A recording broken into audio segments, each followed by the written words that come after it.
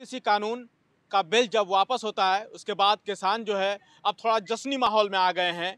अब किसान जो है हल्का फुल्का जश्न मना रहे हैं। हम मनाने की वजह भी पूछेंगे। हमारे साथ वकील साहब हैं, हम सीधा उनसे जुड़ते हैं और पूछते हैं। वकील साहब, आज चेहरे पे मुस्कान दिखाई दे रही है। करीब 1 साल का वक्त लग गया मुस्कान आते आते, क्या कहिएगा?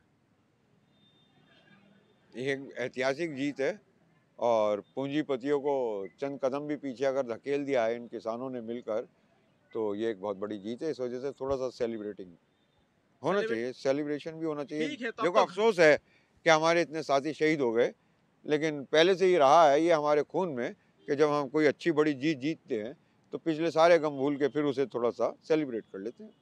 अब तो वक्त हो गया है, हाथ जोड़ के माफी मांग ली है। अब घर क्यों नहीं चले जा नहीं, रहे हैं? देखिए, अब आप एक बात समझ लीजिए बिल्कुल साफ, और मैं आपके इस प्लेटफॉर्म के जरिए पूरे राष्ट्र से पूछना चाहता हूँ, कॉन्स्टिट्यूशनल एक्सपर्ट से पूछना चाहता हूँ।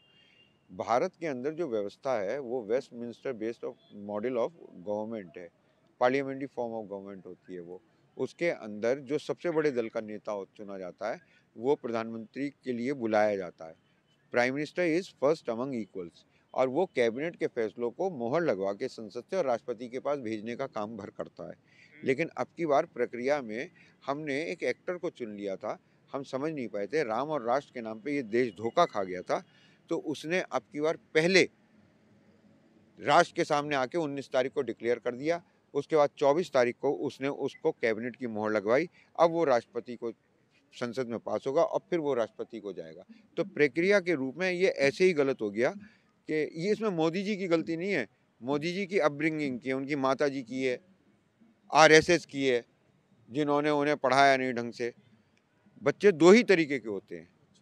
एक तरीके का बच्चा वो होता है जो आवाज़ लगाता है, छोटा बच्चा, कि आ रही है, माँ कहती है रुक जा मैं आ रही हूँ, वो भाग के आती है, उसकी चड्डी उतारती है, उसे पॉटी पे बैठाती है, पॉटी कर लेता है, वो उसकी पॉटी धो के उसे लंगोट पहना के और फिर प्यार से थपथपाती, कहती है गुड बॉय। अच्छा। दूसरी तरीके के बच्चे वो होते हैं जो करके आवाज़ लगाते हैं, कर ली, फिर माँ आती है, दो चांटे लगाती है, पहले क्यों नहीं बोला, और फिर ले जाती है, पहले उसकी धोती है, फिर वो कच्छे की भी धोती है, और दो चांटे लगा के उसे वहां से रुखसत करती है कि पहले बताया कर। मोदी जी ये दूसरे वाले हैं। इतना बड़ा अगर पद है। आपको ये करना था तो पहले कैबिनेट से पास करवाते। हालांकि बैक ट्रैकिंग के बाद रिपेलिंग के भी इतिहास रहे हैं, रिपेलिंग की गुंजाइश होती है, संविधान को आप पढ़ो। तो माफ करने वाला तो बड़ा व्यक्ति होता सुनिए है, वो सुनिए, माफी अरे मांगने। का मामला नहीं है माफी। आपने टीवी पे पास करवाया था क्या कानून? आप टीवी पे आए, आपने कहा, अब फिर कैबिनेट की मीटिंग, फिर वो संसद में जाएगा, फिर वो राष्ट्रपति को जाएगा, फिर वो बनेगा, फिर ये किसान यहाँ से हटेंगे। उससे तो पहले नहीं आपने हटेंगे। आपने जो इन पे भरोसा नहीं रहा। प्रधानमंत्री का इतना बड़ा पद है, इतना सम्मानित पद है, उसके बावजूद भी क्यों नहीं भरोसा है? बहुत उन्होंने कहा है कि मैं सब। बहुत छोटी छोटी जहनियत के लोग बहुत बड़े बड़े पदों पे पहुंच गए हैं, इसी वजह से डेमोक्रेसी की हार हो रही है। मैं इस वक्त अपने राष्ट्र के तमाम लोगों से ये कहना चाहूँगा कि पार्टी से ऊपर उठकर, जुमलों से ऊपर उठकर एक बार चिंतन और मनन करें। खास तौर से मैं ब्राह्मणों से कहना चाहूँगा कि अगर कोई नेहरू जैसे पढ़े लिखे व्यक्ति को नेहरू की किताबें पढ़ के सुना भी नहीं सकता, वर्तमान प्रधानमंत्री और नेहरू जी को गाली देता रहता है। मैं नेहरू जी का समर्थक नहीं हूँ, मैं सुभाष चंद्र बोस और भगत सिंह का समर्थक हूँ, लेकिन मेरे दिल को आहत होता है जब मैं नेहरू की इंटेलिजेंस को इस अनपढ़ आदमी से, जिसकी डिग्री का भी पता नहीं है, उससे गाली सुनता हूँ और ये देखता हूँ कि ब्राह्मणों में कोई रिएक्शन नहीं आ रही। सब मानते हैं कि मैं नाराज हूँ, प्रधानमंत्री मोदी पढ़े लिखे मैं नहीं है। मैं नाराज हूँ उन पूंजीपतियों से, उन बनियों से, उन जैनियों से जो भामाशाह को भूल गए और धंधे में फायदा ही वो उनके लिए सर्वोपरि हो गया, राष्ट्र कुछ नहीं रहा। अरे एक स्वामी जी वो कह रहे हैं कि ठीक है जी, ये बता दे इस बिल में काला क्या है, मैं उनको 1 करोड़ रुपए इनाम दूंगा। अंश तो पैमाने से। आप उसमें एक काम कर लें कि उनसे कहना कि भाई 1 करोड़ की अपनी जबान पे टिके रहें और आपके चैनल पे वो स्वामी जी मेरे सामने कर दो यार। मैंने भी 1 साल अपनी वकालत खो के यहाँ पे, वकालत बर्बाद हो जाती है, आगे को क्लाइंट को ये लगता है कि यार ये आदमी मिलेगा या नहीं मिलेगा सीट पे। उसे भरोसे का ऐसा आदमी चाहिए होता है जो दुनिया में कोई भी प्रॉब्लम आ जाए वो कचहरी तारीख पे पहुंच जाए।